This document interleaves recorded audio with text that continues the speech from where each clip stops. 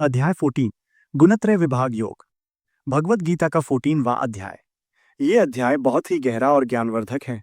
इसमें भगवान श्री कृष्ण तीनों गुणों सत्व, रज और तम के रहस्य और उनके प्रभाव को समझाते हैं।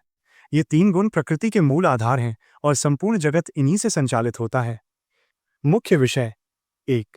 तीनों गुणों का परिचय। सत्व गुण शुद्धता व ज्ञान का गुण।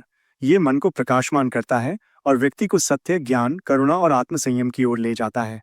हालांकि ये भी बंधन का कारण बनता है क्योंकि सत्व में आसक्ति पैदा होती है। रज गुण क्रिया और इच्छा का गुण। ये इच्छाओं, महत्वाकांक्षाओं और कर्मों को बढ़ाता है, जिससे मनुष्य कर्मों और उनके फलों में बंध जाता है। रजोगुणी व्यक्ति हमेशा कुछ पाने की चाहत में लगा रहता है।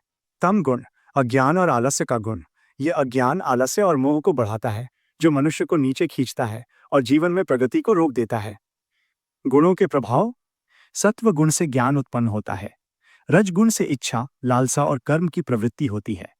तम गुण से मोह, आलस्य, प्रमाद और अज्ञान पैदा होता है। गुणों से ऊपर उठना। भगवान कृष्ण कहते हैं कि जो साधक इन तीनों गुणों से परे उठ जाता है, वही वास्तव में मुक्ति को प्राप्त करता है। वह न सत्व में फंसता है, न रज में, न तम में। वह गुणों के खेल को देखता है लेकिन उनसे प्रभावित नहीं होता।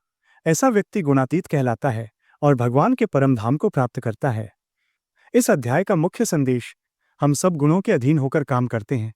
जब हम समझ लेते हैं कि ये सब प्रकृति के गुणों का खेल है, तब हम उनसे परे उठ सकते हैं।